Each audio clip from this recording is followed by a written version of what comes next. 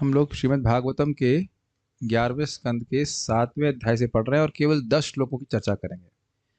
आपको याद होगा कि छठे स्कंद के अध्याय में छठे अध्याय के अंत में उद्धव जी भगवान कृष्ण के पास द्वारका में जाते हैं और बोलते हैं कि मैं समझ गया हूं कि आप अब अपनी लीला का तिरोधान कर रहे हैं और इस सभी यदुकुल का नाश हो गया, तो आप भी मुझे अपने धाम ले चलिए। तो भगवान आगे क्या कह रहे हैं, उनसे क्या बात कर रहे हैं, वह हम यहाँ पे देखने वाले हैं। समझ में आ रहा है सबको? Social start. हम लोग श्लोक से सट के चलेंगे और उसके बाद यहाँ से हम जंप कर जाएंगे 30th चैप्टर पे और उसके बाद 31st पे। ओके, फिर हम लोग फिर प्रथम स्कंद पे पहुंच जाएंगे। फिर तो खत्म, उसके बाद अब अनंत काल तक हमें भागवत सुनने की जरूरत नहीं रहेगी। ठीक है, 10th कौन पढ़ेगा? Okay,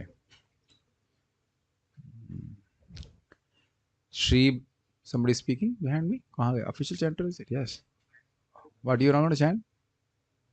throat is bad.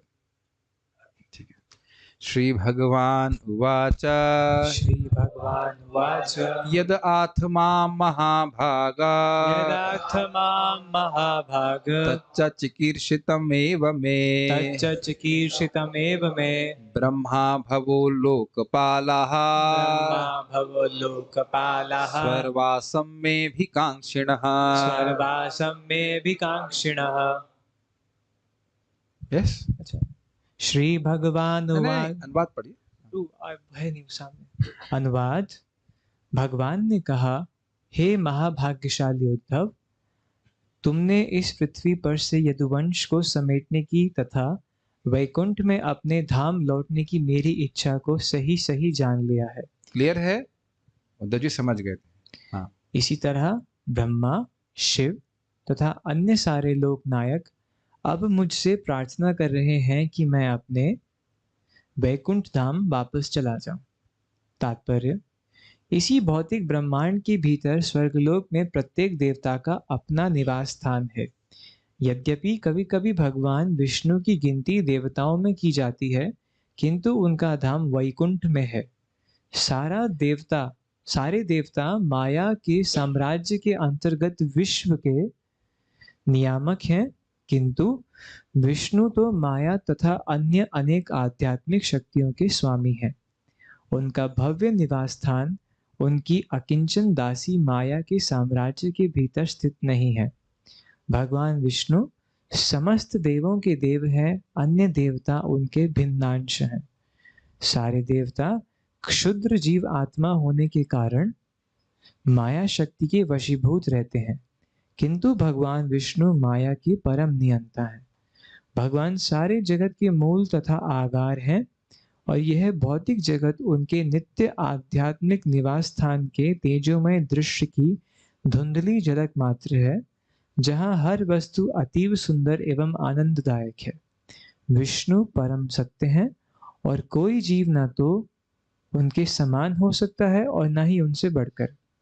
भगवान अपनी ही अद्वितीय कोटि के भीतर रहा करते हैं, जिसे विष्णु तत्व कहते हैं। तो यहाँ पे यही बात बता रहे हैं कि भगवान कृष्ण और भगवान विष्णु का धाम जो वो दिव्य है। इसको हम आगे पढ़ लेते हैं, भक्त लोग जानते ही हैं। आगे पढ़ते हैं नेक्स्ट श्लोक। मैं तो भगवान यही कह रहे हैं कि आपने सही समझा कि मैं अपने धाम को वापस आना चाहता हूँ। मया निष्पादितं हि अत्र मया निष्पादितं ह्यत्र देवकार्यम् अशेषतः देवकार्यम् अशेषतः यदर्थम् अवतीर्णोऽहम् अंशेन ब्रह्मणार्थितः। अंशेन ब्रह्मणार्थितः। बोलिए। अनुवाद। ब्रह्मा जी द्वारा प्रार्थना करने पर मैंने इस संसार में अपने स्वांश बलदेव सहित अवतार लिया था और देवताओं की ओर से अनेक कार्य संपन्न किए। अब यहाँ पर मैं अपना मिशन पूरा कर चुका हूँ। स्पष्ट है। कुलं वै शाप निर्दग्धम् नंक्षत अन्योन्य विग्रह समुद्रः सप्तमे ह्येना पुरीं च प्लावयिष्यति। अनुवाद। अब ब्राह्मणों के शाप से यह यदुवंश निश्चित ही रूप से परस्पर झगड़ कर समाप्त हो जाएगा और आज से 7वें दिन यह समुद्र उफन कर इस द्वारका नगरी को आप्लावित कर तो क्या देगा। सीखा आपने? ये सारा कुछ भगवान के नियोजन में हो रहा है। ये कभी नहीं सोचना चाहिए कि भगवान अपनी ही द्वारका नगरी को इस विनाश से नहीं बचा सके। तात्पर्य पढ़िए। तात्पर्य इस श्लोक में तथा इसके बाद के श्लोकों में भगवान कृष्ण उद्धव को संकेत देते हैं कि वे तुरंत ही भौतिक जगत से अपनी सारी पहचान त्याग कर अपने को तुरंत आत्म साक्षात्कार में एकाग्र कर ये लें। बहुत इंपॉर्टेंट शिक्षा है कि भगवान ये नहीं कह रहे अपने भक्तों को कि वह भौतिक जगत में रहते रहें। That's something very important to be noted. हम भक्त लोग भक्ति करते हैं और खतरा ये है कि हम भक्ति के सुख को बस यहीं भुगते रहना चाह सकते हैं, क्योंकि व्यक्ति मन में शांत हो जाता है, अन्यों से थोड़ा सा पीसफुल हो जाता है, देन वी मे थिंक कि यहाँ कंटिन्यू करने में क्या दिक्कत है। तब आप कहेंगे कि इस प्रकार की प्रार्थना क्यों की जाती है कि मैं कहीं पे भी जन्म लूँ। ये दैन्यतावत प्रार्थना करते हैं भक्त लोग कि मैं भगवान के धाम जाने के योग्य नहीं हूँ, अपने कर्मानुसार जहाँ भी मैं जन्म पाऊँ भगवान का स्मरण कर सकूँ, लेकिन ये नहीं कि यहाँ रहने की प्लानिंग करते हैं। I am happy chanting Hare Krishna here. Uddhav ji को भगवान कृष्ण यहाँ स्पष्ट बोलेंगे, आप श्लोकों में देखेंगे कि यहाँ रहने की जरूरत नहीं है, कलयुग शुरू हो चुका है, निकलो यहाँ से। This place is not a place for a gentleman और जेंटल वुमन। भौतिक जगत में नहीं चाहते भगवान कि हम लोग यहाँ पे रहें, तो हमको भी इसी प्रकार से प्लानिंग करनी चाहिए। जब यदुकुल का नाश हो गया तो हमारा क्या क्या हमारा वंश है इत्यादि जो कुछ भी है, कुछ भी आप सोच लीजिए, हमारी सत्ता क्या है बताइए। आपको पता होना चाहिए, आप लोग को पता भी है कि प्रथम अध्याय से जब हम लोग पढ़ रहे हैं, प्रथम अध्याय से जब पढ़ रहे थे ना, फर्स्ट नहीं, it was second, I think second, and then we jump to sixth. First पढ़े थे ना, हाँ फर्स्ट पढ़े थे, फर्स्ट एंड देन सिक्स्थ। तो यहाँ इस शिक्षा मिल रही है यदुकुल के नाश के द्वारा कि व्यक्ति इस जगत से वैराग्य को उत्पन्न करे। We have to cut off the ties to this material world. ये इतना आसान मत सोचिएगा। भक्ति करने के बाद भी व्यक्ति व्यवहार में ही चिपका रहता है। भक्ति की शक्ति को कम नहीं कर रहा हूं, लेकिन हमारी बुरी आदत की बात कर रहा हूं। We just keep on discussing व्यवहार ओनली।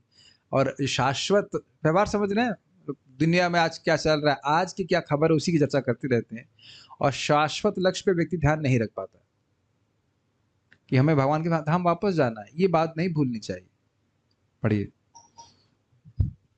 श्रील जीव गोस्वामी ने लिखा है कि वास्तव में यदुवंश का विनाश कृष्ण द्वारा नहीं हुआ, अपितु ब्राह्मणों के शाप से वह इस जगत की दृष्टि से ओझल हो गया।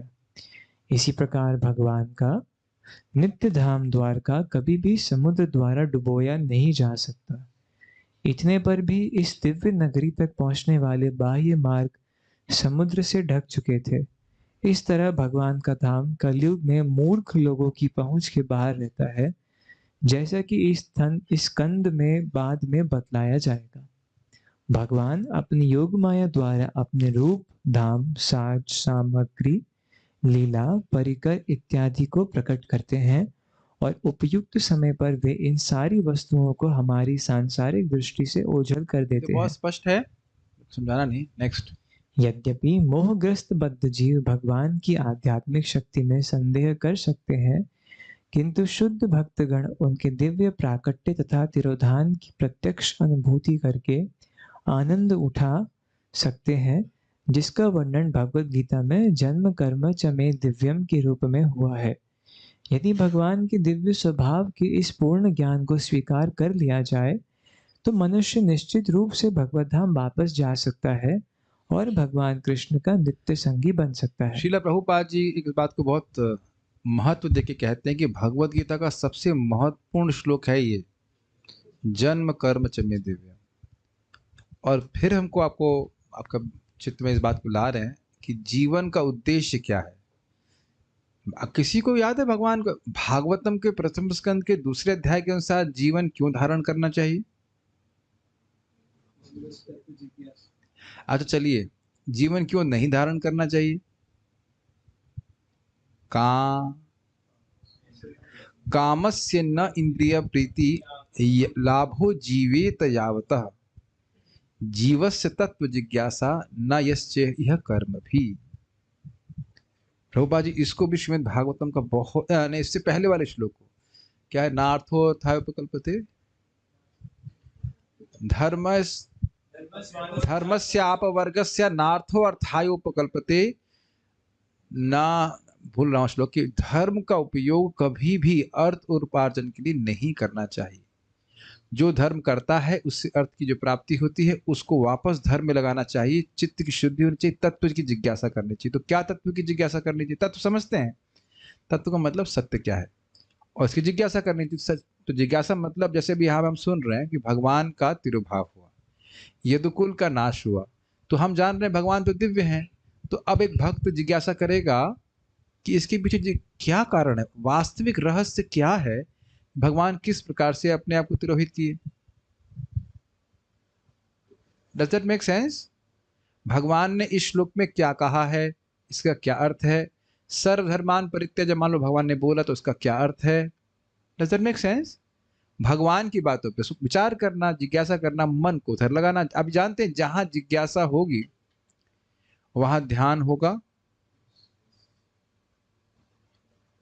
अगर नहीं समझ में आ रहा है तो आप देखिए, जब करते हैं तो मन में एक जिज्ञासा उठती है, व्हाट अबाउट दैट, और फिर आप सोचने लगते हैं हाँ what about that, what about that. क्या इसको आपने कभी नोटिस किया है? जब किया ही होगा और उस पर आपने देखा होगा मन सीधे भगवान के नाम में लगना शुरू कर देता है ना, कहीं नहीं जाता, नहीं जाता। लेकिन आप नोटिस करेंगे कि उससे पहले एक जिज्ञासा स्फुरित होती है हृदय में, आपका मन विचलित हुआ कहीं, मतलब कहीं पे भी गया, उसके बारे में। डज दैट क्लिक कर रहा है आपको बात? जिज्ञासा will lead to a meditation. जिज्ञासा ध्यान की ओर ले जाती है, या जिज्ञासा का परिणाम है ध्यान।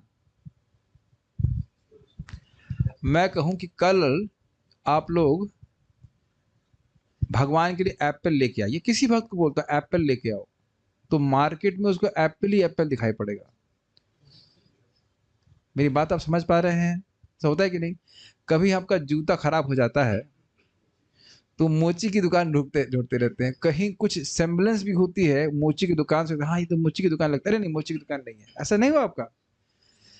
तो तत्व जिज्ञासा करने का अर्थ क्या है? ये श्लोक कि भगवान का जन्म किस प्रकार से हो रहा है, कर्म किस प्रकार से हो रहा है, भगवान आके क्या करते हैं, उसके क्या रहस्य है, इस पर दिमाग लगाना चाहिए। इसी के लिए भगवान ने हमको बुद्धि दी है, अगर हमको पता हो। बहुत इंपॉर्टेंट। और क्या प्रभाव होगा उसका? दोबारा जन्म नहीं लेगा जब वो शरीर त्यागेगा। तो दोबारा जन्म तो वो नहीं लेगा, शरीर छोड़ेगा कब? अगले जन्म में ना। बड़ा गारंटी वाला श्लोक है, त्यक्त्वा देहम, एकदम क्लियर किया जा रहा है, अगले जन्म के लिए वेट नहीं करना है, इसी जन्म में शरीर छोड़ने की बात हो रही है। इसी जन्म में शरीर छोड़ेगा तो दोबारा जन्म नहीं लेगा। अब आप इसी से विचार कर लीजिए, जो भगवान के जन्म और कर्म की तत्व में जान करके दोबारा जन्म नहीं लेगा, तो वो भगवान कैसे जन्म और कर्म उनके भौतिक हो सकते हैं? बस इसी बात से इसे समझ में आ रहा है। जिनके बारे में श्रवण कीर्तन करके व्यक्ति मुक्त हो जाता है वो खुद कितने दिव्य होंगे, ये विचार यहाँ पे समझ लेना चाहिए। और वह भगवान कृष्ण का नित्य संगी बन सकता है। श्रील प्रभुपाद जी दशम स्कंद में कहते हैं कि कंस को केवल ये पता था कि विष्णु को मार नहीं सकते, इसलिए मुक्त हो गया वो। उसको पता है कंस डरता क्यों था? वो जानता था कि विष्णु को मार नहीं सकते, विष्णु अमर हैं, इतनी बात वो जानते थे। Unbelievable, is it not? बाकी जो कुछ भी हम कहीं भी माथा मार रहे हैं, कोई गारंटी नहीं दे रहा है कि हम मृत्यु से मुक्त हो जाएंगे। So this is a very important shloka which you should apply in our life. यर्ह्येवायं मया त्यक्तो यर्ह्येवायं मया त्यक्तो लोकोऽयं नष्टमङ्गलः लोकोऽयं नष्टमङ्गलः भविष्यति अचिरात् साधो भविष्यति अचिरात् साधो कलिनापि निराकृतः। कलिनापि निराकृतः। पढ़िए। अनुवाद।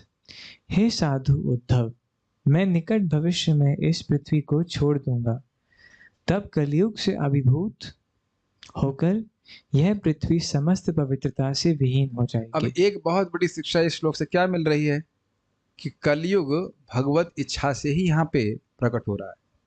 ऐसा कभी कभी लोग सोचते हैं कि कलयुग हो रहा है और भगवान तुम्हारे कहाँ हैं। भगवान तो वही है जब वो जहाँ पे हैं, और उनकी इच्छा से ही कलयुग का प्रादुर्भाव हो रहा है, और वो भी बहुत कम समय के लिए। अंधकार की सृष्टि सूर्य ही करता है।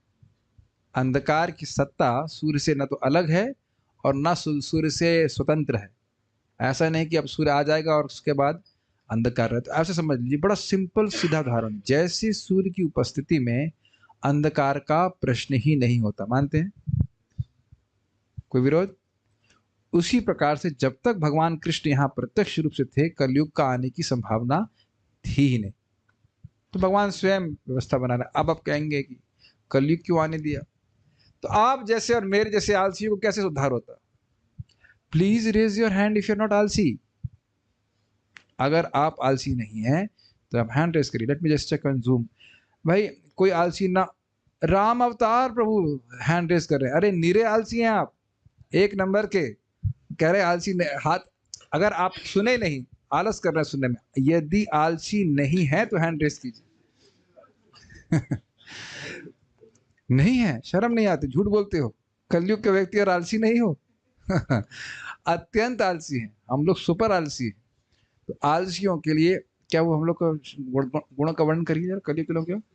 मंदा सुमंद मतयः मंद भाग्य ही उपद्रता। मंद, सुमंद, मंद भाग्य और उपद्रता।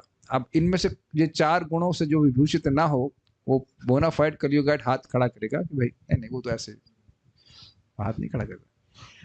आप में से कौन मंद नहीं है, इंक्लूडिंग माई सेल्फ? सुमंद, मंद भाग्य और उपद्रता।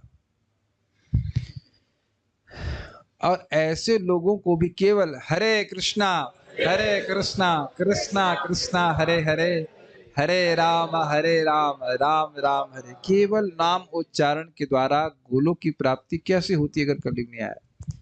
आगे बड़ा क्लियर बोला जाएगा। इसीलिए कलयुग की प्रशंसा करते हैं साधु जन, जो लोग सतयुग में पैदा होते हैं।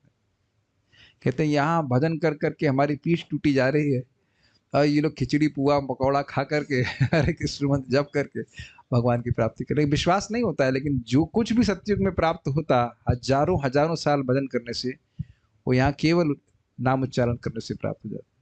ये अमेजिंग है। तो ये इसीलिए भगवान कलयुग को अलाउ कर देते हैं।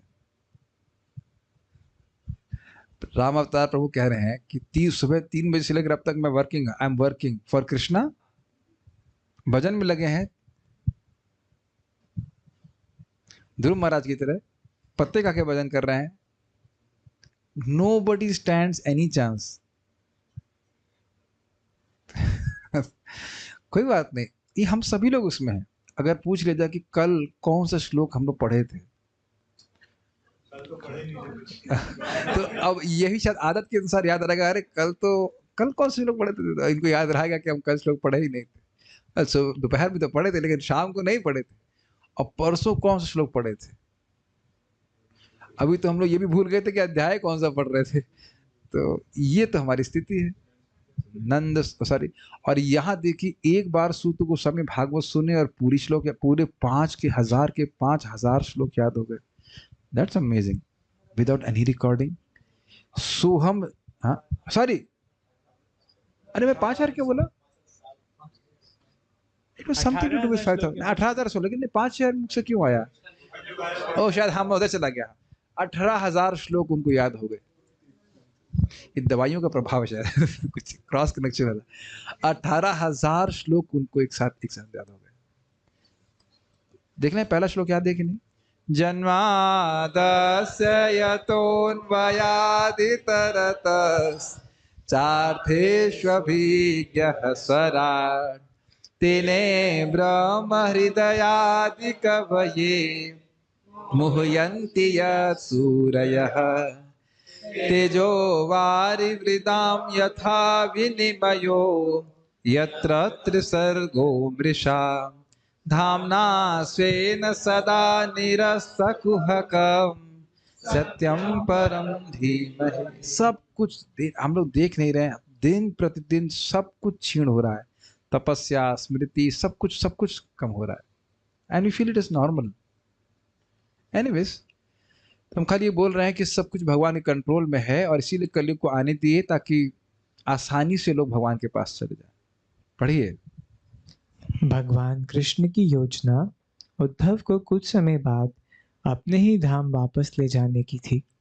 उद्धव के असाधारण आध्यात्मिक गुणों के कारण भगवान उन्हें उन साधु पुरुषों के बीच अपना संदेश प्रचारित प्रसारित करने के लिए लगाना चाहते थे, जो अभी भी भक्ति की उच्च अवस्था को प्राप्त नहीं हुए थे। तथापि भगवान ने उद्धव को आश्वस्त किया कि तुम क्षण भर के लिए भी मेरी संगति से विहीन नहीं होगे। यही नहीं, चूंकि उद्धव अपनी इंद्रियों के पूर्ण स्वामी बन चुके थे, अतएव प्रकृति के 3 गुणों से प्रभावित नहीं हो सकेंगे। इस तरह उद्धव को अपने धाम वापस ले जाने के पूर्व भगवान ने उन्हें अपना विशिष्ट गुह्य मिशन पूरा करने का अधिकार सौंप दिया। ये बात आप लोगों को समझ में आई? ये बहुत ही गंभीर और रहस्यमय बात है। जब सभी लोगों को उन्हें अपने नित्य द्वारका में या स्वर्ग भेज दिया, तो उद्धव जी को यहाँ क्यों छोड़ दिया? तो उद्धव जी को भगवान बद्रिकाश्रम के ऋषि मुनि भगवान की मौशाल लीला के रहस्य सुनना चाहते थे, तो इसलिए छोड़ दिया कि जाकर के ये बताएंगे, और उसके बाद ये मेरे धाम को आएंगे। तो देखिए, आप ये नहीं कह सकते कि कोई शुद्ध भक्त है तो वह जगत में क्यों है। तो भगवान की इच्छा से है, ताकि भगवान की कीर्ति का प्रचार करके वो वापस चला जाए। It's very important. कई बार आप लोग को बोलेंगे, लोग मुझसे भी पूछा था कि भाई, हम ही नहीं कह रहे कि हम शुद्ध भक्त हैं, इसमें कोई डाउट नहीं कि हम नहीं है, लेकिन पूछा गया कि भाई आप कह रहे हो 16 माला करने वाला भगवान के पास चला जाता है, तो आप क्यों नहीं गए? तो मैंने सीधे प्रश्न किया कि भाई आप फिर ये प्रश्न किससे करते? आप किससे प्रश्न, अगर सभी माला करने वाले तुरंत ही भगवान के पास चले जाते तो प्रचार कैसे होता? भागवत का महात्म्य सुने होंगे आप, क्या नाम है, गोकर्ण जी। गोकर्ण जी सोच रहे थे कि मैंने भागवत सुनाई और धुंधुकारी भगवान के पास चला गया मेरे आंखों के सामने, और मैं नहीं गया। तो हमको लग रहा है मुझसे कुछ गलती हो गई क्या, मतलब जो प्रवक्ता है वो नहीं गया, जो सुनने वाला चला गया, उनके सामने चला गया। तो वहां वैकुंठ के पार्षद उनसे कहे कि नहीं, आपको लेने के लिए स्वयं भगवान आएंगे, कुछ समय के लिए आप चाहते हैं यहाँ पे रहें, ताकि अन्य लोग का उद्धार हो सके। तो ये बात ध्यान रखना चाहिए। Krishna maintains the bodies of his devotees for some time so that some mission can be accomplished.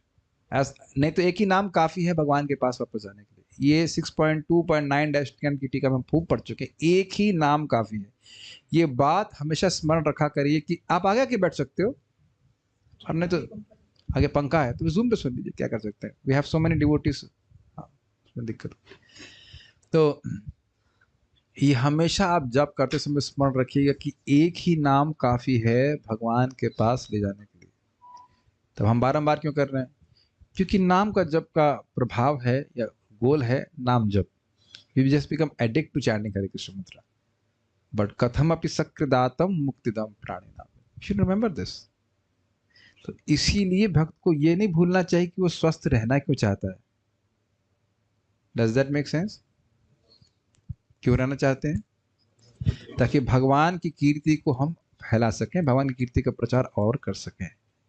ये मैं बार बार बोल रहा हूँ, ऐसा नहीं कि तुरंत वो डाइजेस्ट हो जाता है। We have to hear it again and again. We are not just खाली हम बैठे नहीं है, बैठे से मतलब जगत में रहने के लिए नहीं है हम लोग खाली। कुछ सोचे, हम लोग को सोचना चाहिए कि किस प्रकार से हम भगवान के यश को और फैला सकते हैं। उसके लिए शरीर को स्वस्थ रखना जरूरी है। बाकी जो भी हम अपने जीवन का उद्देश्य एंगेजमेंट लेके चल रहे हैं, that is different and defeating the purpose of life. It may little difficult to digest, लेकिन जो कुछ भी लेके चल रहे हैं उससे हम संतुष्ट नहीं होने वाले। आज ये भक्त लोग आए थे, मैं तो दोपहर में रेस्ट कर रहा था, वो कह रहे क्या हुआ, कैसे हो गया। मंदिर के अधिकारी भक्त लोग आए, हमने कहा जो कुछ भी हुआ इतनी अच्छी बात है कि मैं क्लास दे पा रहा हूँ। जो कुछ भी हुआ, क्लास अगर रुक जाती तब बहुत फ्रस्ट्रेशन हो जाता है। क्लास जब तक चल रहा है तब तक तो कोई कठिनाई नहीं है, क्लास चल रहा है, कीर्तन हो रहा है, जप कर पा रहे हैं, प्रसाद भी खा पा रहे हैं, कोई कठिनाई तो है नहीं। हर भक्त को इस प्रकार से सोचना चाहिए कि कैसे हम दूसरे की सहायता कर सकते हैं, एक जी व्यक्ति की सहायता करें किसी भी तरह से, हरे कृष्ण मंत्र का जप वो कर सके। Will very nice. आप समझ रहे होंगे सारी शिक्षा को, बहुत अच्छी शिक्षा है। क्यों भगवान हम लोग को यहाँ पे रखे हुए हैं, तो just bring us back immediately ना। पढ़िए। जहाँ जहाँ भगवान के सर्वोच्च पद को मान्यता नहीं दी जाती, वहाँ व्यर्थ मानसिक चिंतन का प्राधान्य हो जाता है और पूर्ण वैदिक ज्ञान के श्रवण करने का सुरक्षित तथा निश्चित मार्ग मनोरथ के व्यामोह से आच्छादित हो जाता मतलब है। जो भगवान की बात को नहीं मानेगा वो हजार तरह की बात करेगा लेकिन कंक्लूजन पे नहीं आ पाएगा। पढ़िए। संप्रति विशेषकर पाश्चात्य देशों में हजारों विषयों पर लाखों पुस्तकें प्रकाशित हो रही हैं, तो भी मनोकल्पनाओं की वृद्धि होने पर भी लोग मानव जीवन की मूलभूत समस्याओं के बारे में अज्ञानी बने रहते हैं, जैसे मैं कौन हूँ, मैं ओके, कहाँ से आया तो आप हूँ। समझ रहे हैं कि लोग हजारों, क्या है वो श्लोक भागवत का बहुत सुंदर है।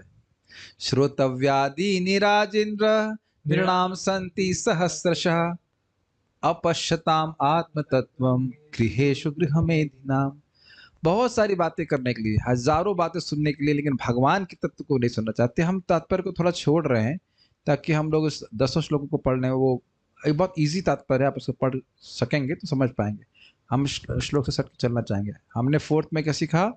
भगवान कह रहे हैं कि कुछ समय के लिए देखिए, हे साधु उद्धव, मैं बहुत जल्दी भविष्य में इस पृथ्वी को छोड़ दूंगा और कलयुग से अभिभूत हो जाएगा और यह पृथ्वी सारी पवित्रता से वीन हो जाएगी। Will go forward, will not take the तात्पर्य। हम चाह रहे हैं कि 10 श्लोक आज हो जाए।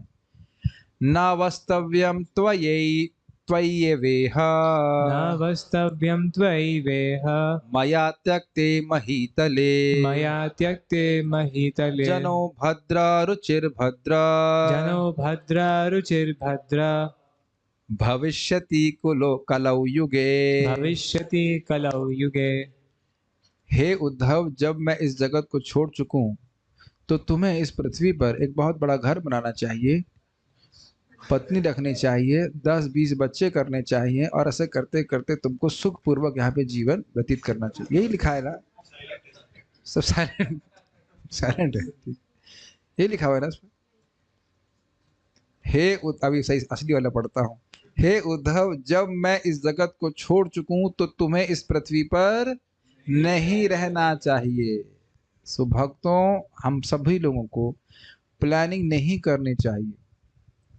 ना तो हम हम बोलेंगे जो हमारे हृदय में आ रहा है। शरीर छोड़ने का समय आ ही रहा है, 20-30 साल बाकी, तो बोलने में क्या जाता है। डिवोटी वाइफ और डिवोटी हस्बैंड के संग भी जगत में सुखी नहीं रह सकते हो, ये भूल जाना। जगत पे सुखी रह ही नहीं सकते, क्योंकि शरीर तो दिया गया है ना दुख देने के लिए। ये कभी प्लानिंग नहीं करना चाहिए कि डिवोटी वाइफ हो जाएगी, डिवोटी बच्चे हो जाएंगे, सब परमहंसी जैसे मानो पैदा होंगे, पता नहीं और डिवोटी ये डिवोटी ये डिवोटी डिवोटी बैठ के यहाँ रहने की प्लानिंग नहीं होनी चाहिए। कुछ नहीं। We must never become attach to the material world. जो आप करना चाहो करो, लेकिन ये नहीं कि रस्सी से बांध दें और उसको क्या खूंटे से बांध कर नहीं रहना जगत में। ये समझना चाहिए कि we have to cut down this. We should never think, इस कभी नहीं सोचना चाहिए कि इस जगत में हम स्टेबल हो जाएंगे। भाई जब हम ब्रह्मचारी आश्रम में रहकर स्टेबल नहीं हो पा रहे, तब गृहस्थी में कैसे स्टेबल हो जाओगे?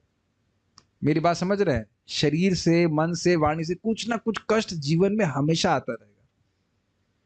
मैं देखिए, मैं बिना वजह नहीं बोल रहा हूं। हम बात सुनते रहते हैं कि बस बस ये समस्या, उसका ये समस्या समाप्त हुई, फिर दूसरी समस्या, फिर ये समस्या समाप्त हो गई, इसी समस्या को मतलब सुलझाते रहेंगे। और जो मुख्य समस्या है, भगवान के पास वापस जाने की, इधर नहीं सोच रहे हैं।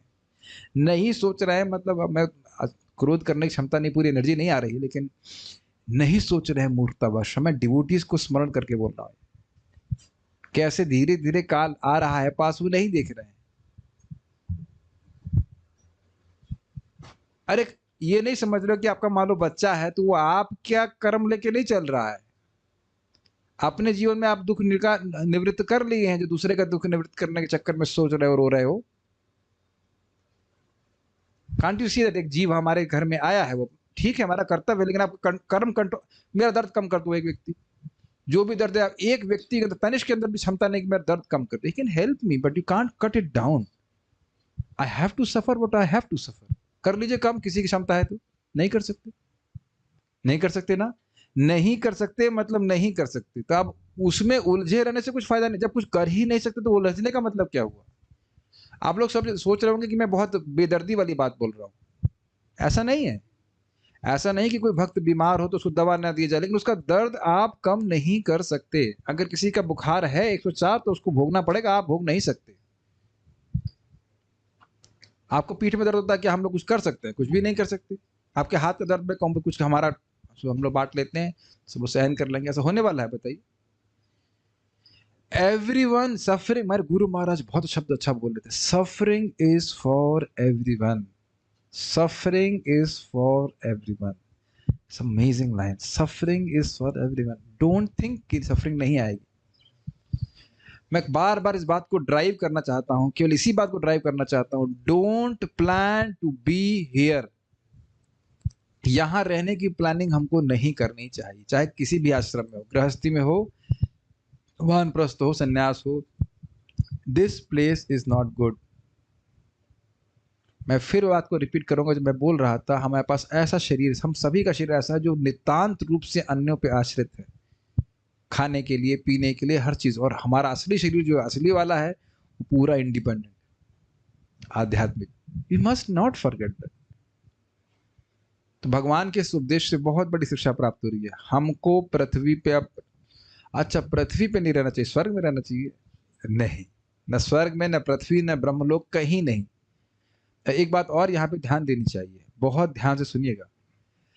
आप भक्ति कर रहे हो तो जो इच्छा नहीं है, भगवान जबरदस्ती उसको नहीं देने वाले।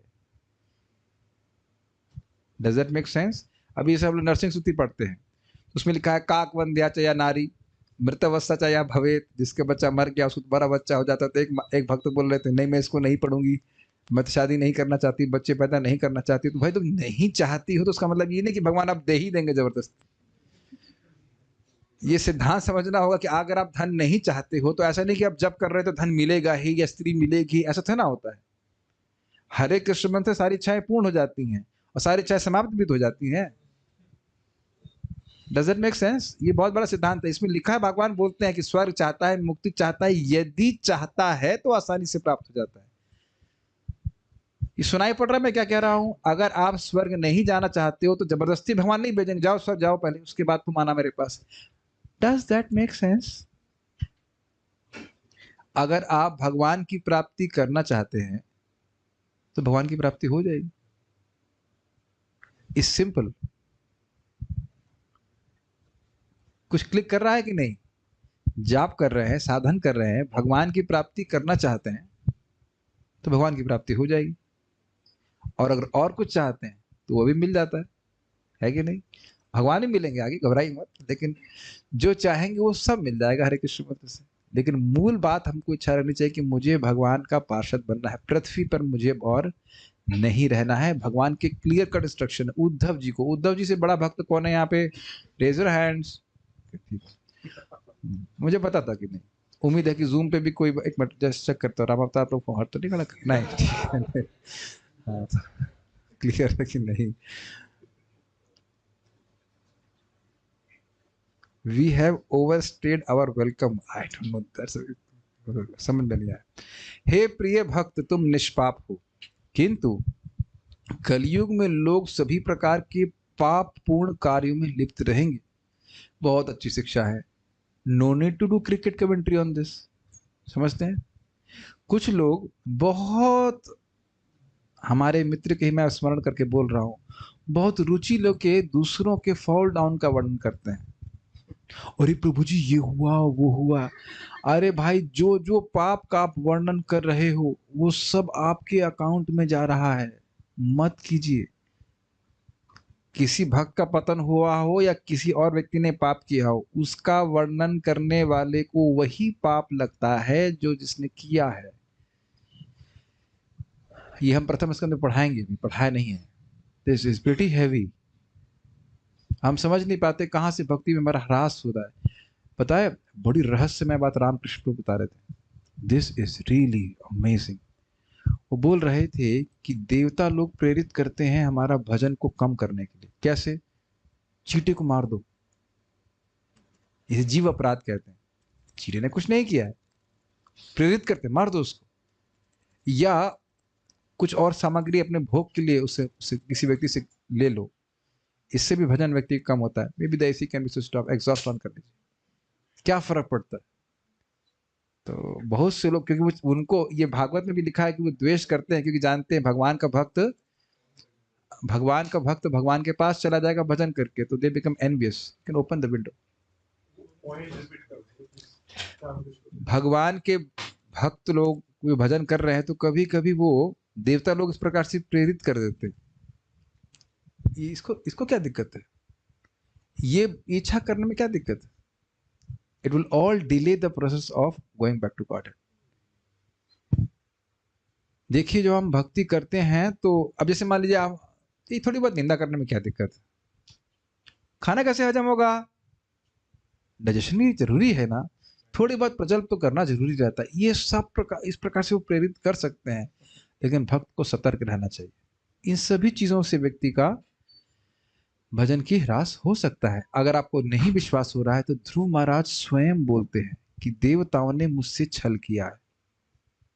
अभी आप नहीं पढ़े हो, चौथे स्कंद में पढ़ाया नहीं था मैंने? चौथा स्कंद नहीं पढ़ाया था, हमने जंप करके चौथा स्कंद में स्पष्ट बोल रहे हैं कि देवताओं ने मुझसे छल किया कि मुझे ऐसी बुद्धि दे दी कि ब्रह्मा से बड़ा राज्य मांग रहा था। जब भगवान को सामने देखते हैं, वो अब पछता रहे हैं ना, उसके बाद 36,000 साल राज्य नहीं करना पड़ा, पहले प्रेरित किया ना। हाँ, लेकिन वो देखिए, भक्ति माने के बाद कभी तो देवता लोग परेशान नहीं करते ना। कामदेव तो कभी परेशान करा नहीं हम लोग। भजन कर रहे हैं तब भी परेशान करते हैं, अभी बड़ी आश्चर्य की बात है। लेकिन आप देखिएगा भागवत में लिखा है कि वो द्वेषी हो जाते हैं।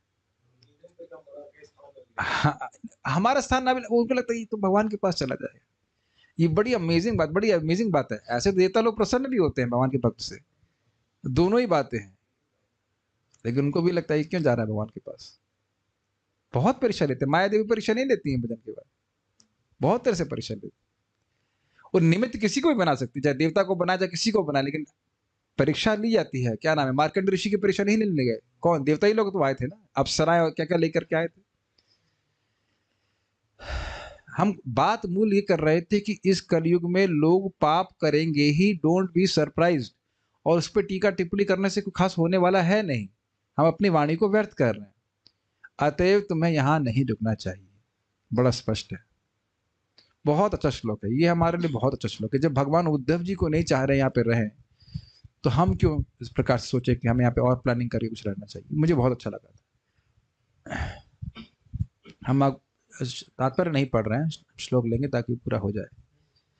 त्वं तु सर्वं परित्यज्य त्वं तु सर्वं परित्यज्य स्नेहं स्वजनबन्धुषु स्नेहं स्वजनबन्धुषु मय्यावेश्य मनः संयत् मय्यावेश्य मनः संयत् समदृग्विचरस्व गाम्। समदृग् विचरस्व गाम्। अब तुम्हें चाहिए कि अपने निजी मित्रों तथा संबंधियों से अपने सारे नाते त्याग कर अपने मन को मुझ पर एकाग्र करो। इस तरह सदैव मेरी भावना से भावित होकर तुम्हें सारी वस्तुओं को समान दृष्टि से देखना चाहिए और पृथ्वी भर में विचरण करना चाहिए। कुछ आपको याद आ रहा है कि नारद जी भी इसी तरह से थे।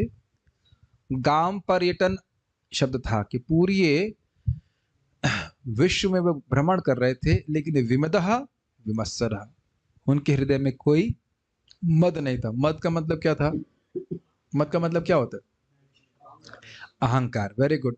तो अहंकार किस वस्तु से आ जाता है? कुछ वस्तु इकट्ठी हो जाती हैं और हम सोचते हैं ये हमारी है और हम अन्य से श्रेष्ठ हैं। और मत्सरता कब आती है? अन्य लोग हम देखते हैं कि उनके पास और श्रेष्ठ वस्तु है तो मत्सरता आती है। ये राग द्वेष में आदमी फंसा रहता है और बारंबार इस जगत में व्यक्ति को आना पड़ता है। ये बहुत सुंदर है। एंड और इसको हम मैं आज सोच ही रहा था, सुबह तो समय नहीं, तो मैं आप लोगों को अब बता रहा हूँ। ये भक्ति विनोद ठाकुर जी त्रिनादपि सुनी जय, जहाँ तक मुझे स्मरण आ रहा है, उसकी टीका में वो लिखते हैं, हम लोग चर्चा कर चुके हैं कि जब व्यक्ति जप करने बैठे, आप प्रयास कीजिएगा, और उसको सच्चिदानंद महाराज भी समझा रहे थे कि व्यक्ति अपने को स्मरण दिलाए कि मेरा मेरे स्थूल और सूक्ष्म देहों से कोई संबंध नहीं है। Is it sinking in? We are good. मेरा मेरे सूक्ष्म और स्थूल देहों से कोई संबंध नहीं है। मैं कृष्ण का नित्य दास हूं, और भगवान की प्रेम भक्ति प्राप्त करने के लिए इस नाम जप नाम संकीर्तन कर रहा हूं। It's very very nice meditation. ये मेडिटेशन नहीं है, ये वास्तविकता है। नहीं तो हम प्राय ऐसे सोच सकते हैं, लाइक इसे लंगर डाल करके नाव चलाना वाली बात। हम अपने इस भौतिक जगत की आइडेंटिटी में फंसे रह करके जब कर सकते हैं, which is normal for us. हमें ये करना है, हमें ये करना है, हमें वो करना है, ये करना है। Is it not? Can we try that tomorrow? This is nice. अगर आप विचार करें, जिन्होंने भी अटेंड किया था जपाश्रय में, महाराज यही बारंबार इस बात को बता रहे थे, मैं इस समय श्री श्री राधा कृष्ण के साथ हूं। और मैं मतलब मेरा स्थूल और सूक्ष्म शरीर की बात नहीं हो रही। मैं नहीं समझ रहा हूं कि सभी लोग इस बात को स्वीकार करेंगे। अगर कोई करेंगे तो आप उसको अभ्यास कर सकते हैं। This is very interesting. मेरा इन स्थूल और सूक्ष्म देहों से कोई संबंध नहीं है। मैं एक चिन्मय आत्मा हूं, और मैं इस समय भगवान की सेवा के लिए उपस्थित हूं। At least for that, this is called pure chanting. Intention statement क्या कहते हैं, इंटेंशन का स्टेट करना, किस लिए कर रहे हैं, is a very big step. मैं बारंबार बता रहा हूं इस बात को। अब जो लोग सुबह, तो मैं पता समय नहीं रहता है। देखिए, हम लोग जब जूम पे आते हैं तो आपसे ये उम्मीद नहीं की जा रही कि आप लगातार स्क्रीन देखते रहिए। हम देख रहे हैं कुछ भक्तों की आदत बन गई केवल स्क्रीन देखते ही वो जब करते रहते हैं। तब फिर व्यक्ति श्रवण कम ध्यान देगा, खाली ये देखता रहेगा कौन क्या कर रहा है, उसको सो तो रहा नहीं रहे। That is not the purpose. Purpose ये है कि भाई, जैसे अब मन उखड़ने लगता है तो आप देख सकते हैं स्क्रीन में भक्तों को जप करते हुए, फिर आप जप करने के लिए प्रेरित हो जाए। लेकिन खुद की डुबकी को नहीं भूलना है। हम क्यों बैठे हैं जप करने के लिए, is not simply mechanical thing but we are doing there. We can do that for years together, बट वो नहीं करने के लिए बैठे हैं। मंदिर बहुत अच्छा स्थान है जप करने के लिए, जहां सब लोग जप कर रहे हो, लेकिन वो सब लोग जप करते होने चाहिए। ये सबसे इंपॉर्टेंट बात है। आपने देखा होगा, मैंने भक्तों को डांट लगाई थी, एक कारण से डांट लगाई थी। आपने देखा होगा, हम लोग कीर्तन कर रहे हैं, मान लो कोई फूल सजा रहा है, it is a distraction, is it not? अब हम लोग इधर एकाग्र करने का प्रयास कर रहे हैं, कोई दूसरा कुछ कार्य कर रहा है, तो नहीं आओ, जिस भी एटमोस्फेयर में रहें, ये करने का प्रयास कीजिए। अब आप उसमें, अगर सोने का तो कोई अवकाश ही नहीं है, लेकिन क्या मेरी बात आप समझ पाए? जो भगवान यहाँ बोल रहे हैं, एटलीस्ट कम से कम उन 2 घंटों के लिए तो हम अपने निजी मित्रों तथा संबंधियों से अपने सारे नाते त्याग कर अपने मन को भगवान पे एकाग्र कर सकते हैं। मैं तो केवल सारी इंस्पिरेशन केवल सभी इसी से ले रहा हूँ, जो अनुवाद है। This is very much needed, is it not? आप मेरी बात शायद समझ पा रहे हैं या कठिनाई हो रही है? इस संबंध में एक कहानी समझ सुनिए। शिला भक्ति सिद्धांत सर ठाकुर जी कहानी को सुनाते हैं। बहुत अच्छी कहानी है, साधना के संबंध में बहुत अच्छी कहानी। एक बार एक टोली थी जो शादी करने के लिए जा रही थी, मतलब दूल्हे की पार्टी थी, और वो शादी करने के लिए जा रहे थे, और रात्रि का समय था, और वो नाव पे बैठ गए। और पता नहीं वो शराब पिए थे क्या, मुझे भी नहीं पता, लेकिन उन्होंने नाव वाले को बोला कि चप्पू चलाओ, और चप्पू चला रहा था। पूरी रात वो नाव वाला भी चप्पू चलाता रहा। सुबह देखा कि वो नाव वहीं पड़ी हुई है। उसको बहुत लोग डांटे, कहे तुम कुछ नहीं किए, कहते नहीं, पूरी रात मैंने चप्पू चलाया। तो आप समझ रहे हैं कि कठिनाई क्या थी। वो जो लंगर था वो वहीं पड़ा हुआ था। तो इसलिए व्यक्ति को भजन कर रहा है तो वो अवेयरनेस, इस चेतना में रहना चाहिए कि मैं किस उद्देश्य को नहीं कर रहा हूँ। Does it make sense? It makes lot of difference.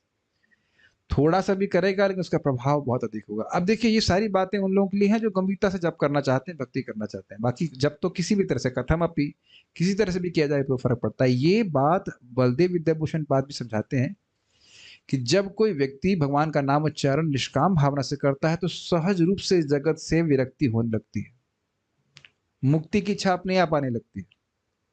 भगवान का नाम किसी भी तरह से किया जा सकता है, किसी भी इच्छा से किया जा सकता है, उसमें कोई दिक्कत नहीं है। लेकिन अगर आप इस अवेयरनेस से कर रहे हैं तो नेचुरली बिकम डिटैच्ड, जगत से अपने आप निरासक्त हो जाते हैं। बहुत इंपॉर्टेंट बात है। आप समझ रहे हैं भगवान कैसे एकाग्र करने के लिए बोल रहे हैं?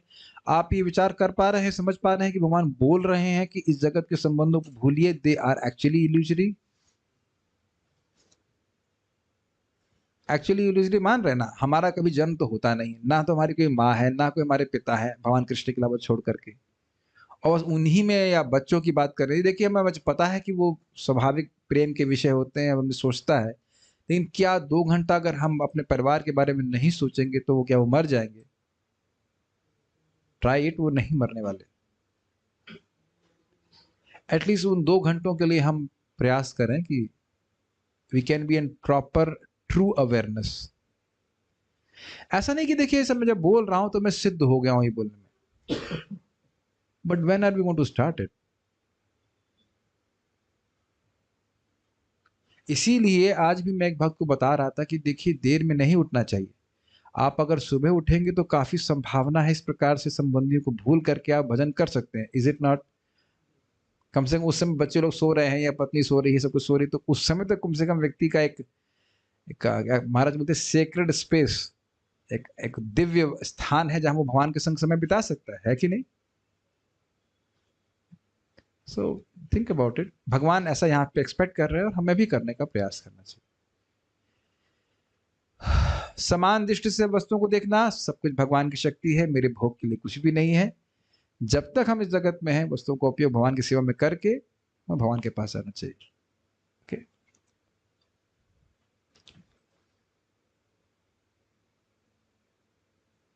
हम तात्पर्य नहीं देख रहे,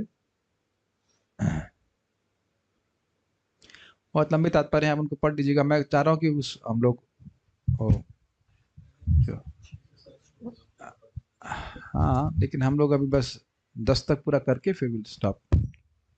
यद इदम मनसा वाचा यदिदं मनसा वाचा चक्षुर्भ्याम श्रवणादिभिः चक्षुभ्यां श्रवणादिभिः नश्वरं गृह्यमाणं च नश्वरं गृह्यमाणं च विद्धि माया मनोमयम्। विद्धि माया मनोमयम्। बहुत सुंदर उपदेश है।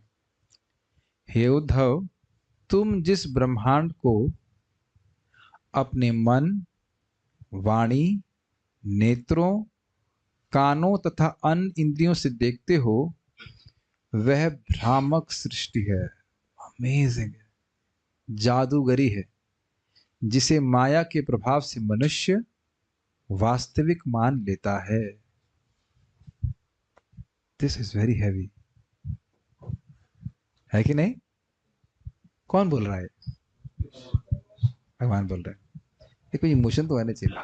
भगवान जो इस जगत की सृष्टि किए हैं वो इस बात को बोल रहे हैं। पिक्चर चल रही है बेटा, सिनेमा। अरे नहीं वो मर रही है, नहीं कोई नहीं मर रहा है। होता है ना, आपने देखा होगा कि पिक्चर लोग देखते हैं तो स्पेशली शायद माता जी प्रभु जी लोग भी वैसा कर सकते हैं कि हीरोइन को दुख है तो सब माताएं अपना रुमाल लेकर सोना रोना चालू कर देती है। हीरोइन की आपकी बहन है, हीरोइन से कोई मतलब नहीं, लेकिन रोना शुरू कर देता है व्यक्ति। प्रभुपाद जी तो बड़ा मजाक बनाते हैं। प्रभुपाद जी कहते हैं बहुत सारे बच्चे मोहल्ले में घूम रहे होते हैं, तुम चिंता केवल 2 ही लोग ही करते हो, अपने वालों की। ये है ना माया?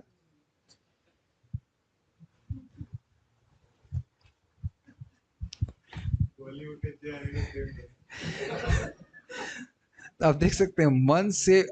अच्छा ये वाला जो है ना, पहला वाला मन वाला, ये तो बहुत जबरदस्त है। मन हमको खुद ही कुछ इमेज बना देगा कि और कहेगा कि नहीं ये भोग जब तक तुमको नहीं मिलेगा तुम कैसे सुखी हो सकते हो। अमेजिंग है। मनुष्य जिसको वास्तविक मान लेता है, कम से कम हम लोग को उस जोन में तो रहना चाहिए कि नींद से पूरी तरह जगे भी नहीं है और सोए भी नहीं, कम से कम उधर तो रहना चाहिए। समझ में आ रहा है? नहीं समझ आ रहा है? एक आदमी पूरा सो रहा है, एक आदमी पूरा जग गया है, तो कम इस जोन में तो रहना चाहिए कि भाई हम जगने के प्रोसेस में है।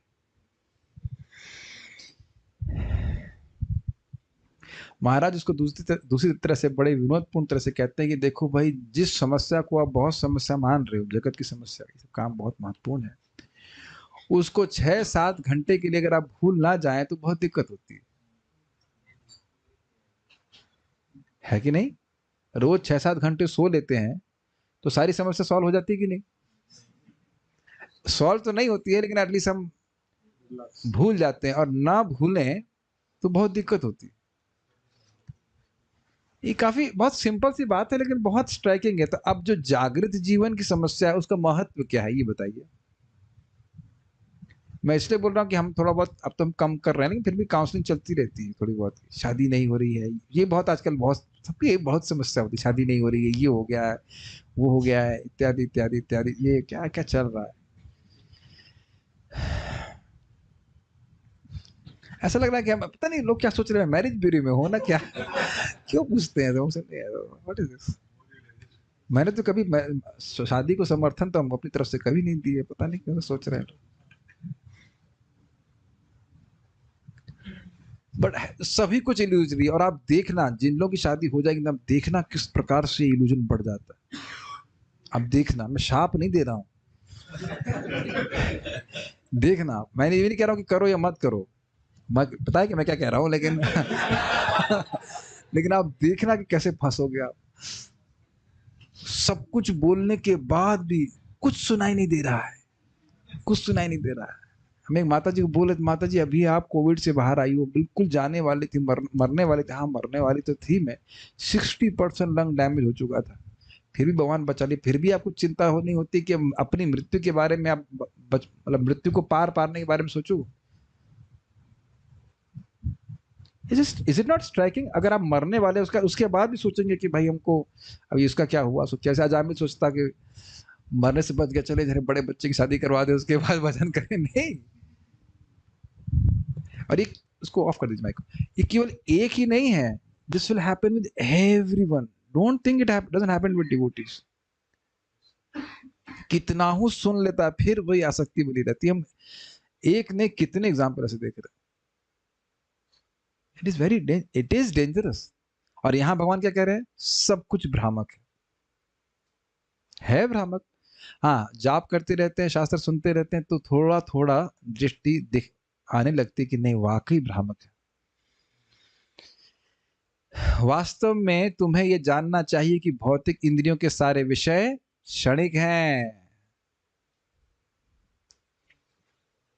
कितना इस पे तो समझिए ना क्या कहा जाएगा, लेकिन जो कुछ भी है, जिस पर को तुम प्राप्त करने के लिए बहुत तप कर रहे हो, या थोड़ा सा भी कर रहे हो प्रयास, वो कुछ क्षण के बाद गायब हो जाएगा। मृग मरीचिका स्पष्ट है। मृग मृग मरीचिका का उदाहरण मुझे बहुत अच्छा लगता है। खूब चमकती है और लगता है कि खूब पानी है, लेकिन एक भी बूंद पानी का नहीं, अभी तो गर्मी में होता है वो। अगर ये बात व्यक्ति समझ ले तो अपने प्रयासों को किधर डायरेक्ट करेगा, वो विचार कर सकता है। चलो पानी दे दीजिए। मुझे लगता है इसमें मृग मरीचिका नहीं है। पुंसो युक्तस्य नानार्थो, पुंसो युक्तस्य नानार्थो। पुंसो युक्तस्य नानार्थो। एक मिनट, इससे पहले एक और बात कहना चाह रहा था। आज मैं भक्त को बोल रहा था कि भगवान कृष्ण हम सभी को वापस चाहते हैं। मैं उनको समझा रहा था, आज पूरी बात सुबह में थोड़ा नहीं कर पाया। भगवान अनंत हैं, तो उनकी आनंद की इच्छा भी अनंत है। बड़ा सुंदर उन्होंने बाद में प्रश्न किया कि भगवान के संग तो उनके नित्य परिकर हैं, तो उन्हें हमें हमारी क्या आवश्यकता है? भगवान तो पूर्ण है। तो देखिए, भगवान पूर्ण है और भगवान अनंत है, तो उनकी आनंद की इच्छा भी अनंत है। तो आपको आपसे जो रस प्राप्त होता वो मिसिंग है। Does that make sense? आपकी सेवा से जो भगवान को रस मिलता वो मिसिंग है। जैसे समझने का प्रयास कीजिए, उदाहरण से पूरा प्रसाद है, फिर भी जो बहुत रसिक होता है वो कहता चटनी होती तो, है कि नहीं? और हरी वाली होती तो कहता मीठी वाली होती तो। Does it make sense? पूरा खाना है बढ़िया से, आप नॉर्मल तृप्त हो जाएगा व्यक्ति, लेकिन ये होता तो। उसी तरह Krishna is missing each one of us. ये विश्वास नहीं होता, लेकिन ऐसा ही सत्य बात है। भगवान कृष्ण हर व्यक्ति को, हर जीव को मिस कर रहा है। He wants all of us back. That's very nice.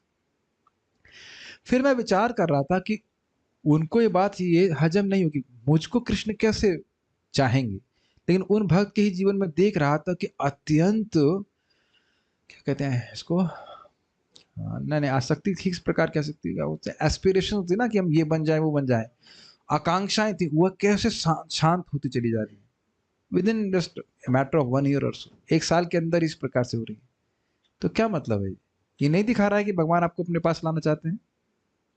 मेरी बात समझ पाए मैं क्या कह रहा हूँ?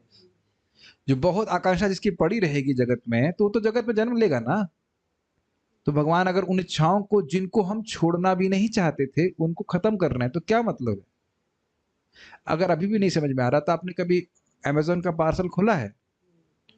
तो आप देख रहे उसमें लेयर की लेयर रहती है। तो पहले एक लेयर कटी, उसके बाद आपको लगता है चलो ये इसको अभी भी मुक्त नहीं हुआ, फिर एक लेयर का और काटो, अभी मुक्त नहीं हुआ, और खोलो, और ऐसे 2-4 लेयर काट करके फिर व्यक्ति को बाहर निकाला जाता है। हमारा उस वस्तु को, सॉरी, व्यक्ति को नहीं। तो ये मत सोचिए कि भगवान नहीं कर रहे हैं, अपने जीवन में आप नहीं देख रहे हैं। Make sense? You are still valuing that staying in Vrindavan is more important. ऐसा आप पहले तो नहीं सोच रहे थे? Is not Krishna pulley? ठंड से, ठंड के भय के बाद भी वृंदावन भक्त लोग आए हैं, कुछ लोग है कि नहीं? अभी गर्मी के भय से भाग नहीं रहे। बारंबार स्मरण रखिएगा कि जितनी बार हम जाप कर रहे हैं, भगवान की कथा सुन रहे हैं, कृष्ण कुछ और अपने पास खींच रहे हैं, कुछ और कचरे को हृदय से निकाल रहे हैं। जैसे कि यहाँ जैसे उद्धव जी के लिए बोल रहे हैं, ऐसे हम सभी के लिए बोल रहे हैं। हम में से किसी को नहीं भगवान चाहते कि जगत में हम अपने व्हाटएवर टेन्योर को आगे बढ़ाएं। ठीक है? तो भगवान ने यहाँ पे कहा कि सब ये जो जगत है वो सब क्या था, जो भी मन वाणी के द्वारा अनुभव कर रहे हो, सब भ्रामक है। ठीक है? और दूसरे अगर तत्व की दृष्टि से कहा जाए तो सभी कुछ गुणों की सृष्टि है। भले ही हमें विविधता दिखती है, अलग अलग वस्तु दिखती है, लेकिन सब कुछ गुणों से बनी हुई। लेकिन इसका अर्थ ये नहीं कि इनका उपयोग भगवान की सेवा में नहीं कर सकते। ओके, अगला श्लोक देखिए।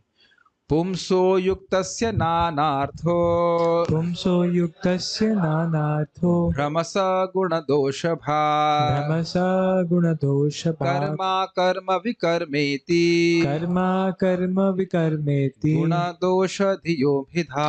गुणदोषधियोभिधा। जिसकी चेतना माया से मोहित होती है, वह भौतिक वस्तुओं के मूल्य तथा अर्थ में अनेक अंतर देखता है। ये अच्छी है, ये बुरी है, इस प्रकार से। इस प्रकार वह भौतिक अच्छाई तथा बुराई के स्तर पर निरंतर लगा रहता है और ऐसी धारणाओं से बंधा रहता है। इस पर भक्ति समित महाराज के बड़े सुंदर बात है। कह रहे अगर जिंदगी भर हम इसी द्वैत में फंसे रहेंगे कि ये अच्छा है ये बुरा है, तो इस जगत में फंसे रहेंगे। दिस इज वेरी प्रोफाउंड, बहुत गंभीर है। लोग पूरा दिन इसी में फंसे रहते हैं, ये अच्छा ये बुरा, ये अच्छा ये बुरा। और वास्तविक रूप से इसी कारण से जगत में फंसे हुए हैं। याद रखिएगा, इच्छा द्वेष समुत्थेना द्वंद्व मोहे न भारत। आगे क्या श्लोक है ये? भूल रहा हूं। इसी कारण बार बार जन्म लेना पड़ता है। ये अच्छा है ये बुरा है, ये अच्छा है ये बुरा, और यही मन की वृत्ति। कभी कभी वही वस्तु जो अभी अच्छी लग रही थी, बाद में वही वस्तु खराब लगती है कि नहीं? प्रभुपाद जी उदाहरण क्या देते हैं? Wet stool and dry stool, which one would you like to prefer? गीला मल और सूखा मल, उसमें कौन सा अच्छा है? यस।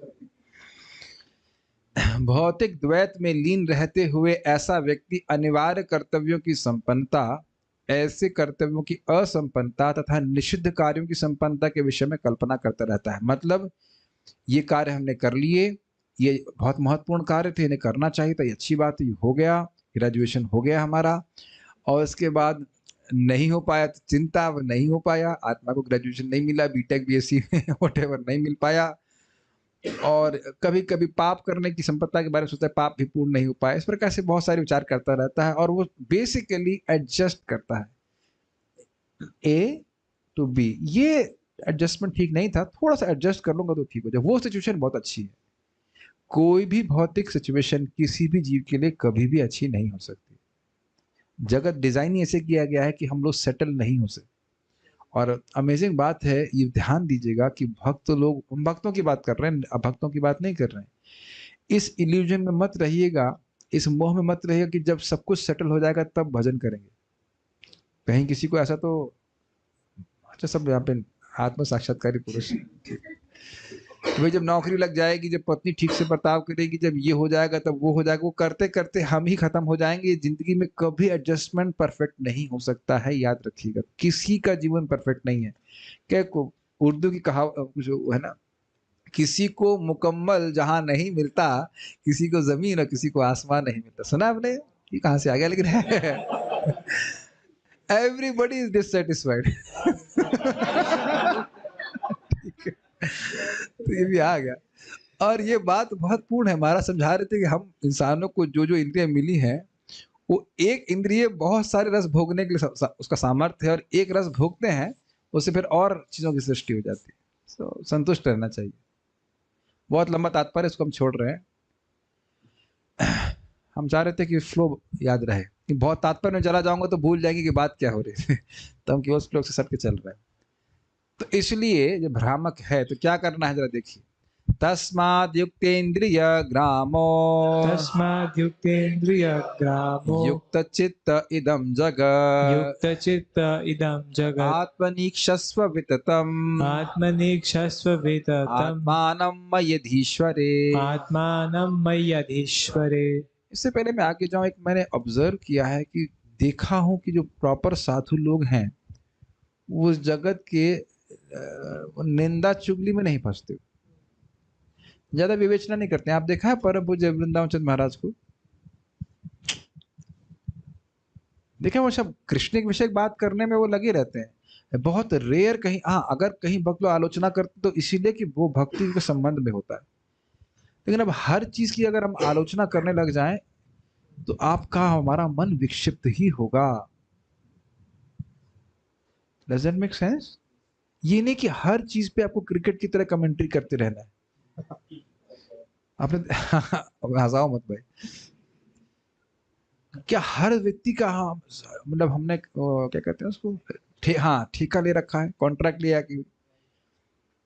बहुत सुंदर बात परम पूज्य भक्ति बृहद भागवत महाराज बता रहे थे। कह रहे कि देखिए, अब हर व्यक्ति को ठीक करने में मत लगिए, ये कलयुग है, वो आपकी सुनने वाला नहीं है। हाँ, don't try to change others. आप अपने स्वयं को सुधारने का प्रयास कीजिए, और आप जो लोग सुन सकते हैं, जो मानेंगे, उनको बता दीजिए। लेकिन ऐसा कलयुग में तो सभी की ऐसी मत है कि किसी की कोई सुनना नहीं चाहता है, कि नहीं? तो झगड़े का कारण बन जाएगा। जो लोग कोई सुनना चाहे, समझना चाहे, समझाइए, नहीं तो फिर अपने भक्ति कीजिए। मैं प्रचार नहीं करने के लिए नहीं बोल रहा हूँ, लेकिन आपने आपने मैं पता नहीं आप लोग का असंभव है कि नहीं, हमारा तो बहुत असंभव। तो जी यहाँ ये गड़बड़ हो रहा है, वहाँ वो गड़बड़ हो रहा है। मैनेजमेंट जब थे मंदिर में तो ये बहुत सुनना पड़ता था, देखिए यहाँ ये गलती हो रही है, वहाँ वो गलती होती है, ऐसा होता है। कुछ लोगों को ऐसा लग रहा है भगवान ने कॉन्ट्रैक्ट दिया है ऐसा कुछ करने का। Unless you are responsible, why और क्यों फंस रहे हैं? जगत में कुछ ना कुछ गड़बड़ हमेशा चलता रहेगा, भगवान बनाए इसको, और कलयुग में तो आप एक्सपेक्ट कर सकते हो। तो इसलिए उधर ना फंस करके अपनी वाणी को भगवान की यश में लगाना चाहिए। तस्म हम लोग पढ़ चुके हैं, इसके अनुवाद को देखते हैं। इसलिए अपनी सारी इंद्रियों को वश में करते हुए तथा मन को दमन करके तुम सारे जगत को आत्मा के भीतर स्थित देखो, जो सर्वत्र प्रसारित है। ये आत्मा कौन है? भगवान। यही नहीं, तुम इस आत्मा को मुझ पूर्ण पुरुषोत्तम भगवान के भीतर भी देखो। कौन सी आत्मा? ये भगवान को। ये तो समझ गए, मतलब सभी कुछ भगवान से अलग नहीं है। यहां क्या टीका ले रहे हैं? अच्छा, यहाँ टीका कुछ अलग ले रहे हैं। चलिए इसको पढ़ लीजिए, अच्छी टीका है। नहीं, यहाँ अलग ने अर्थ लिया है, तो उसके लिए जरा तात्पर्य पढ़ लेते हैं, फिर समझ में आएगा। पढ़िए तात्पर्य। तात्पर्य। वित्तम शब्द यह बतलाता है कि जीवात्मा पूरे ब्रह्मांड में विद्यमान है। इसी तरह भगवत गीता 2.24 में कृष्ण कहते हैं, नित्य सर्वगतः, आत्मा नित्य है और समस्त भौतिक तथा ओके, आध्यात्मिक तो जगतों में इसका अर्थ यहाँ पे फैला हम है। समझ ये रहे हैं, सारे जगत को आत्मा के भीतर स्थित देखो, जो सर्वत्र प्रसारित है। इस तरह से जो अनुवाद किया तो उसे लग रहा था परमात्मा के बारे में बोल रहे हैं, लेकिन यहाँ जैसा ये तात्पर्य में लिखा है उसका मतलब है कि जगत को आत्मा और भौतिक पदार्थ की कॉम्बिनेशन के रूप में देखो, उसी अर्थ में लिया जाएगा, परमात्मा के रूप में तो है ही। पढ़िए आगे।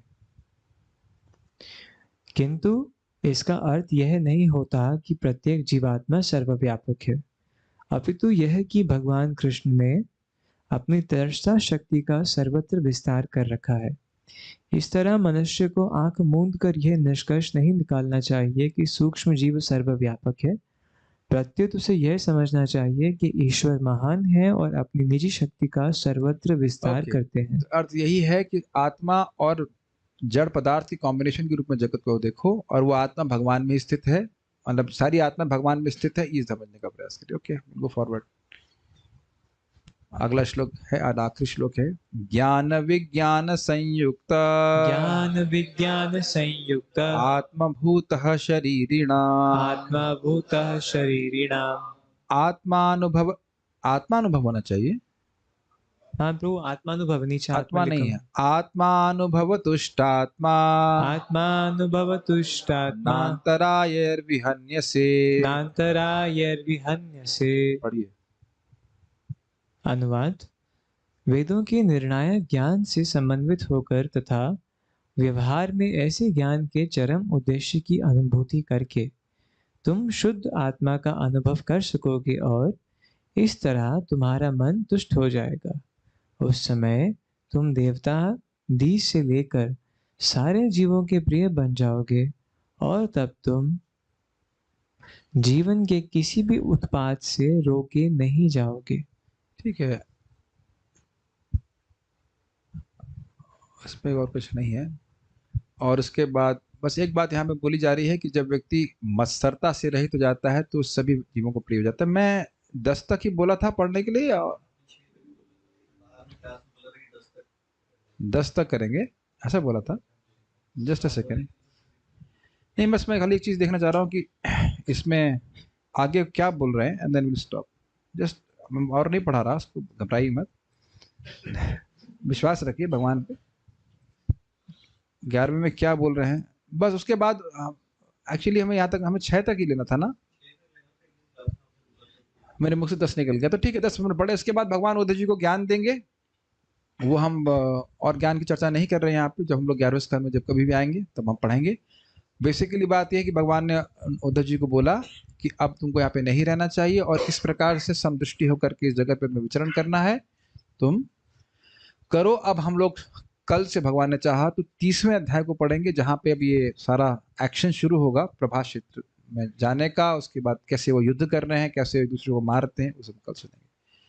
कोई प्रश्न है किसी बात का तो?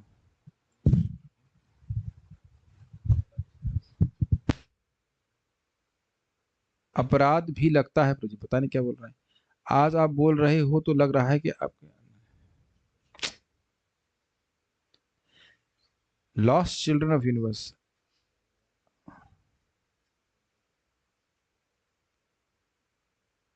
ओके, नो माल देवताओं को प्रभु जी, ठीक है, कोई प्रश्न नहीं है। So we shall stop here. And देवताओं को प्रभु जी अपराध लगता है? देखिए, एक अच्छा प्रश्न है कि जब भक्त लोग भक्ति कर रहे हैं तो अगर कोई देवता उन्हें परेशान करता है तो क्या अपराध लगता है? अब क्या कहा जाए, देखिए माया देवी हरिदास ठाकुर जी के प्रति अपराध कर रही हैं कि उनकी परीक्षा ले रही हैं? तो उन्हें तो कोई अपराध नहीं लगा, और बहुत बहुत गंभीर उन्होंने, मतलब ये पहले प्रश्न मुझसे पहले भी किया जा चुका है, मुझे इसका उत्तर ठीक से नहीं पता है कि देवता लोग अगर भक्तों के प्रति अपराध करते हैं। भाई जैसे हम द्वारासा मुनि का तो देखिए, वो भी देवता की कोटि में है, और इंद्र को भी अपराध लगा, उन्होंने वृत्तासुर के अपराध की, जबकि वो असुर योनि में थे। और ब्रह्मा जी के प्रति अपराध किया था उन मरीचि के पुत्रों ने, 6 पुत्र थे तो उनको अपराध लगा। तो अपराध तो वैष्णव का किसी को भी लग सकता है, अब जो कर रहा था। तो इसलिए हम उसको कुछ नहीं कहना चाहते। जो अब भक्तों के, देखिए किसी की साधना को अगर आप डिस्टर्ब कर रहे हैं, कोई भी व्यक्ति डिस्टर्ब कर रहा है, तो अपराध तो लगेगा ना। अब क्या होगा वो अपना भोगेंगे, देखेंगे। इसलिए देवता बनना अच्छा नहीं है। अपराध तो लगता ही है। मार्केंड ऋषि को परेशान करने गए थे वो लोग, तो उन सबका शरीर जलने लग गया था, ये पता है आपको बात। मार्केंड ऋषि को सारी अप्सराएं गई थी डिस्टर्ब करने के लिए, तो उनका पूरा शरीर जलने लग गया था। फिर वो क्षमा मांगे उनसे। तो अपराध तो लगता ही है। Okay, we shall stop here. Srimad Bhagavatam की जय। श्रील प्रभुपाद की